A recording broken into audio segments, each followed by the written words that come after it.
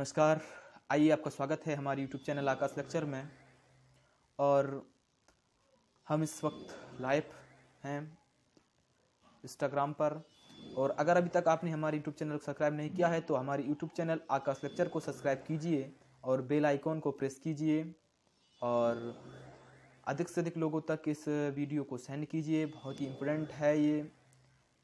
तो हम शुरुआत करते हैं आज के लेक्चर की। इसमें हमको सबसे पहले देखना है ये, लेकिन उससे सब्सक्राइब कर लीजिए आप चैनल को और अधिक से अधिक लोगों तक इसको सेंड कीजिए। तो शुरुआत करते हैं हम आज के इस लेक्चर की। बहुत क्यूट सा लेक्चर है, थोड़ा सा है। शुरुआत करते हैं। सबसे पहला इसमें क्वेश्चन हैगा कि विभिन्न जीवों समूहों के बीच की संयोजक कड़ियां हैं, जो संयोजक कड़ियां हैं उनको हम यहां से बताने की कोशिश कर रहे हैं। जो संयोजक कड़ियां हैं वो क्या क्या होती हैं। तो देखिए, जीवधारी और इनके बीच की कड़ी होती हैं। युगलीना में भी संयोजक कड़ी होती है। वो किसकी होती है? पादप एवं जंतु के बीच की। ये याद रखने की बहुत इंपॉर्टेंट है। पादप एवं जंतु के बीच की कड़ी कौन सी होती है? युगलीना होता है। ठीक है। और प्रोटोजुआ और पोरिफेरा के बीच की कड़ी जो होती है, जो होता है वो होता है प्रोटीरा स्पॉन्जी या प्रोटोजुआ होता है। इसको याद रख लीजिए आप। और एनिलिडा व आर्थ्रोपोडा के बीच की जो कड़ी होती है, एनिलिडा व आर्थ्रोपोडा के बीच की कड़ी एनोलिडा व आर्थ्रोपोडा के बीच की कड़ी होती है पेरीटेपस आर्थ्रोपोड जो होता है वो एनिलिडा व इसके बीच कड़ी होता है। और एनिलिडा व मोलस्का के बीच कड़ी नियोपीलिया मोलस्कस होती हैं। कॉर्डेटा व नॉन कॉर्डेटा के बीच की कड़ी होती हैं बेलिग्लोमस होते हैं कॉर्डेटा। ठीक है। सरीसृप व पक्षियों के बीच कड़ी आर्कियोप्टेक्स सरीसृप होते हैं। मत्स्य व उभयचर के बीच की कड़ी डिप्नोई लंस फिश होते हैं। और सरीसृप व स्तनधारी के बीच की कड़ी प्रोटोथीरिया स्तनधारी होता है। आप इसको क्लियर कर लीजिए। ये होते हैं इनकी बीच की कड़ी। आप इसको याद करके रखिए कौन किसकी बीच की कड़ी होता है। बहुत ही इंपॉर्टेंट होता है ये टॉपिक। तो अब शुरुआत करते हैं हम आगे की। तो इसमें सबसे पहले हैगा कृत्रिम चयन क्या होता है। कृत्रिम चयन जो है वह क्या होता है। कृत्रिम चयन evidence from artificial selection. Evidence from artificial selection जो क्या होता है उसको हमको बताना है अभी के अभी। ठीक है। तो शुरुआत करते हैं। इसमें क्या आएगा, देखो, जीवों में कुछ अलील या अन्य की अपेक्षा उन्हें पर्यावरण के प्रति बेहतर अनुकूलित बनाकर प्रजनन के लिए उत्तरजीविता हेतु अधिक सफल बना देते हैं। यानी प्रजनन करने के लिए उसे वो अधिक सफल बना देते हैं।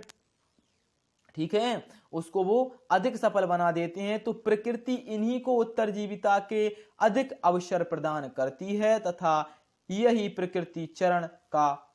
क्या कहलाता है? प्रकृति चरण कहलाता है। मतलब प्रकृति प्रजनन के लिए उन्हें पहले से ही तैयार कर देती है कि आगे चलकर ये अपना जीवन सफल बना सकें और प्रजनन कर सकें।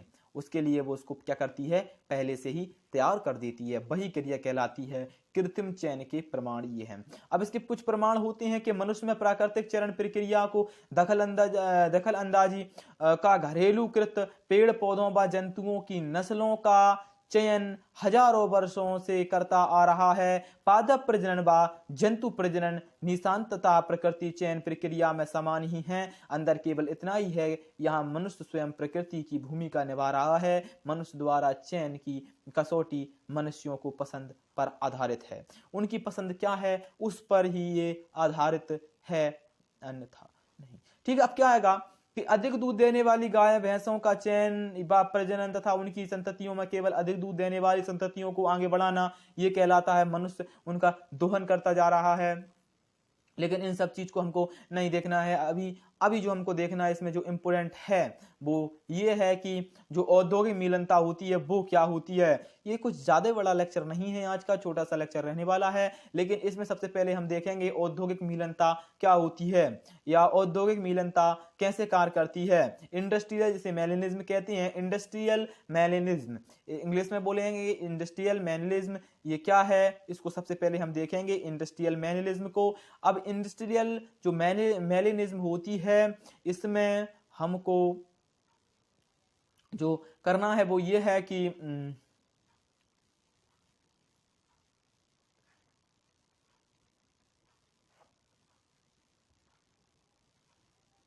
थोड़ा रुकिए।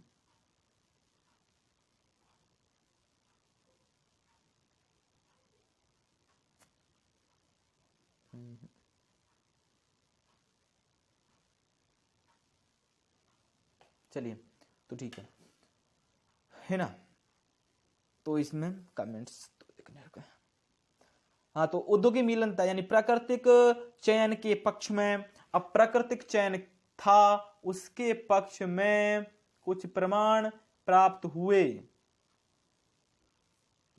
प्राकृतिक चरण के पक्ष में कुछ प्रमाण प्राप्त हुए, उन प्रमाणों के आधार पर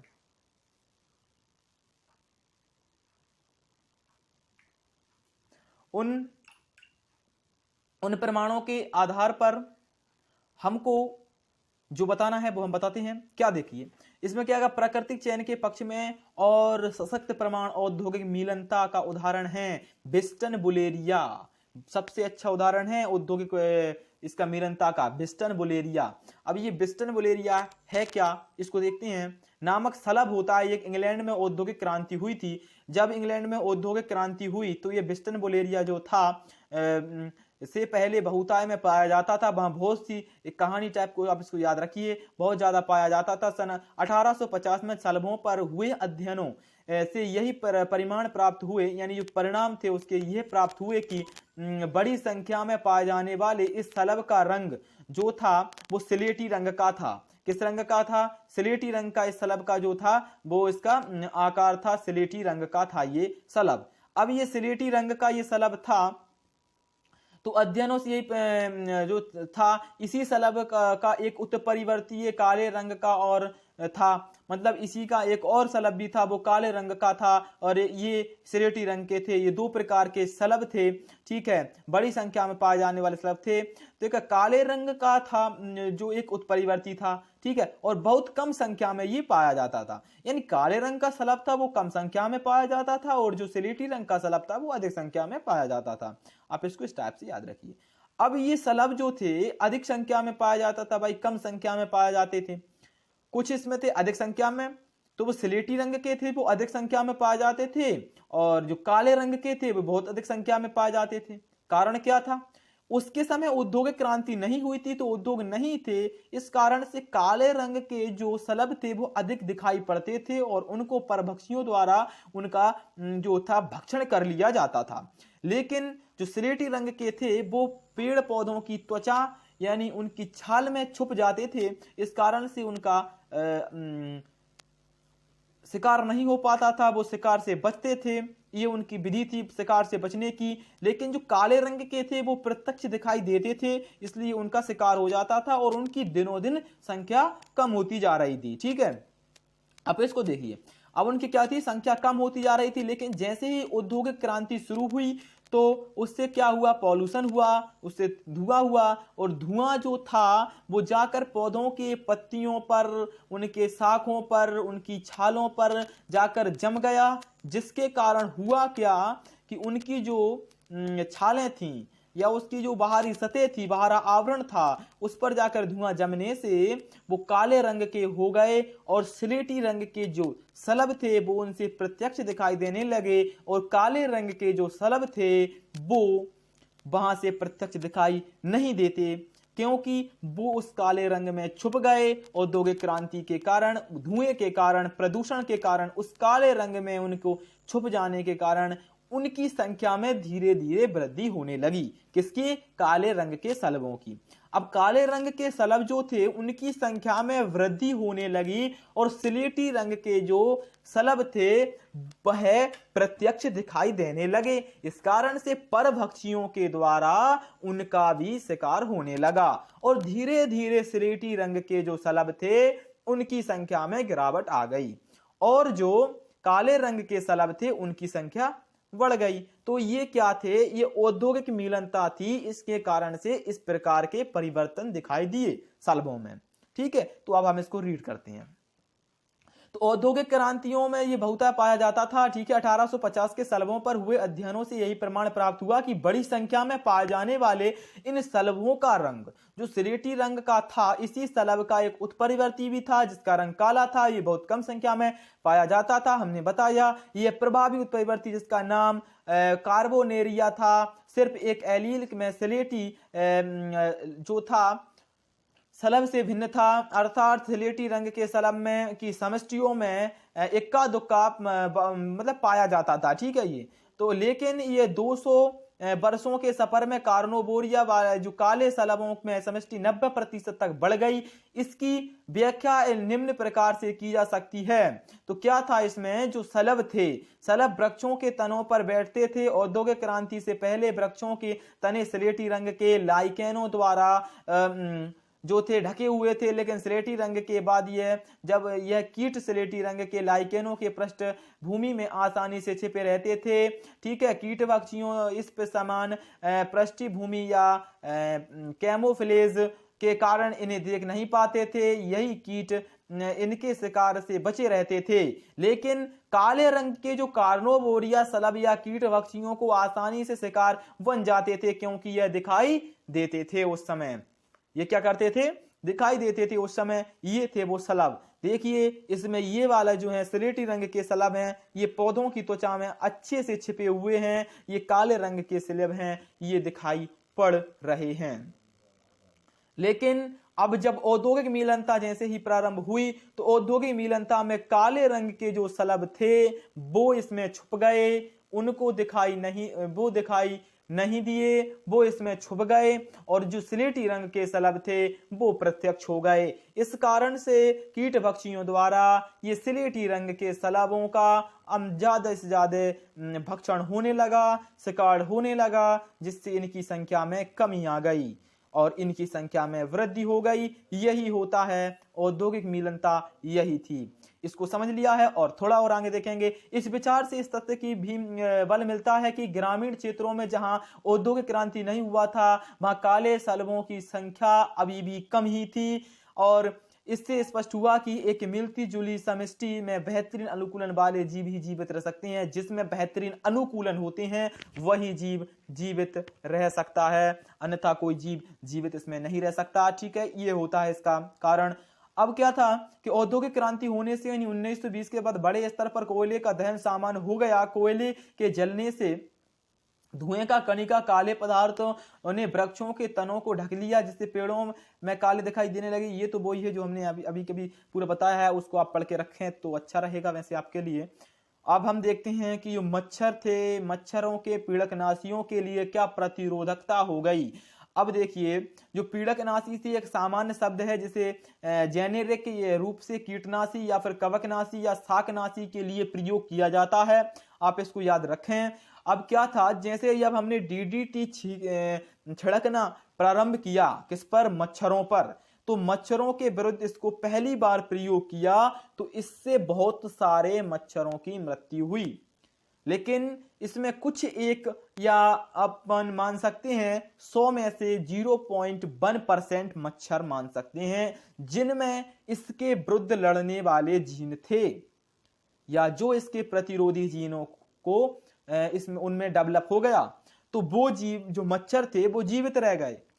ठीक है, अब जब उनकी संततियां हुई या उनके जीव जो बने तो उन सभी में वो लक्षण थे, उन सभी में वह लक्षण थे जिसके कारण वह जीवित रह सके थे। तो वो लक्षण उनकी अगली पीढ़ी में गए और जिससे जो डीडीटी से जो मर रहे थे मच्छर उनकी संख्या में कमी हो गई। क्यों आ गई? अब जो कुछ मर चुके थे और लेकिन जो बचे थे उनमें उससे लड़ने वाले प्रतिरोधी जीन थे, तो इस टाइप से उनका जो डेवलप होता गया और वह मच्छर ही उसमें जीवित रह सके जिनके अंदर उससे लड़ने वाले जीन थे। तो कुछ समय बाद वह डीडीटी निष्क्रिय हो गया मच्छरों पर। क्यों? क्योंकि मच्छरों ने वह जीन अपने अंदर डेवलप कर लिए थे जो उसको डीडीटी से बचाते थे। उनमें वह अनुकूलन आ चुके थे जो उससे डीडीटी से लड़ सकते थे। तो इस कारण से ये पीड़कनाशी यानी डीडीटी मच्छरों पर सफल ज्यादा नहीं रहा, क्योंकि उन्होंने प्रतिरोधी जीन उसके जीनों का निर्माण कर लिया था। आप इसको देख सकते हैं, पूरा यही है, इसमें और कुछ है नहीं। तो आज का हमारा जो छोटा सा ये सेशन था ये समाप्त हो चुका है। और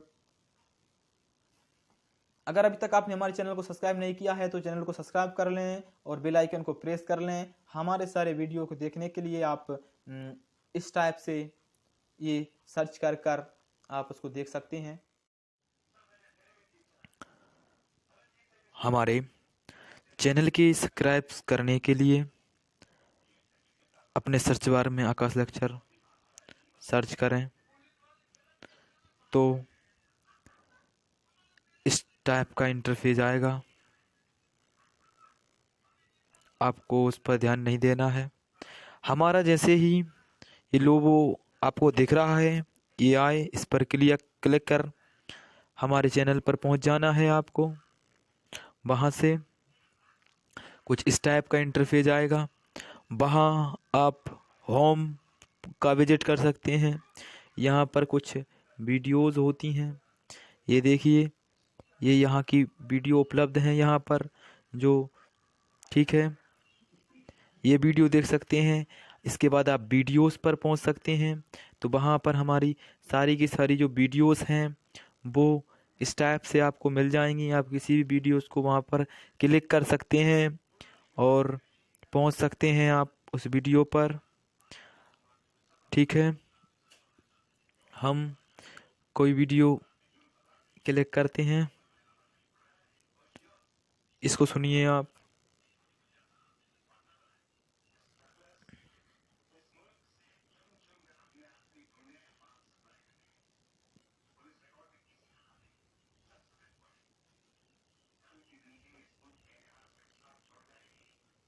इसको आप अच्छे से याद रख लीजिए। अब इसके बाद एक और क्वेश्चन इसमें जो इम्पोर्टेंट हैगा वो ये हैगा, ये बना है 17 में, 18 में आया है बोर्ड, एमपी बोर्ड में क्या आया है, याद रख लीजिए। अब इसके बाद एक और क्वेश्चन इसमें जो इम्पोर्टेंट हैगा वो ये हैगा, ये एवं वृषण से स्त्रावित होने वाले दो हार्मोन, दो वृषण अंडाशय से स्त्रावित होने वाले दो हार्मोन्सों के नाम भी लिखिए। ये भी इसी से आता है। तब इसमें क्या लिखेंगे आप, वृषण से स्त्रावित होने वाले कौन से, ठीक है। इसे आप इस टाइप से हमारी वीडियो चलाकर आप देख सकते हैं। प्लेलिस्ट पर पहुंच जाते हैं। प्लेलिस्ट, प्रत्येक प्लेलिस्ट हैं मोटिवेशनल, जो सारी की सारी प्लेलिस्ट हैं आपको यहाँ पर मिल जाएंगी। आप कोई भी प्लेलिस्ट यहाँ से प्ले कर सकते हैं। ये हम प्लेलिस्ट प्ले करते हैं।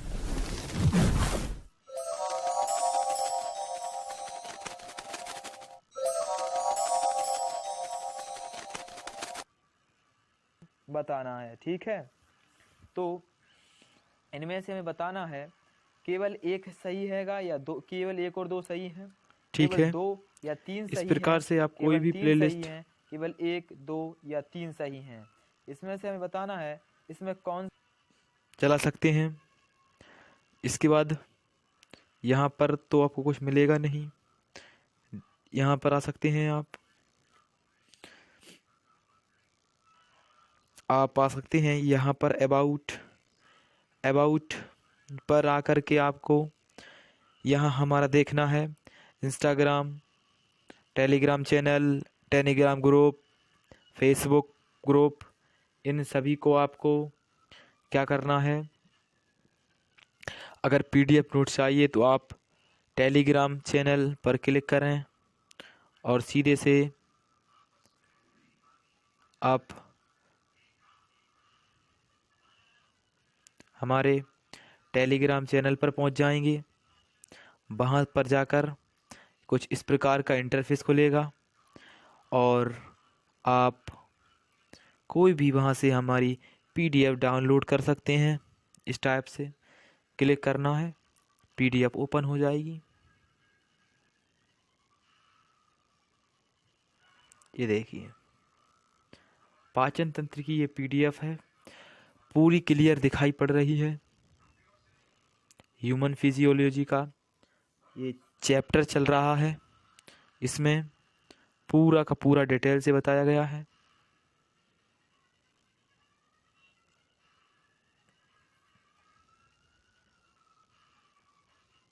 Thank you.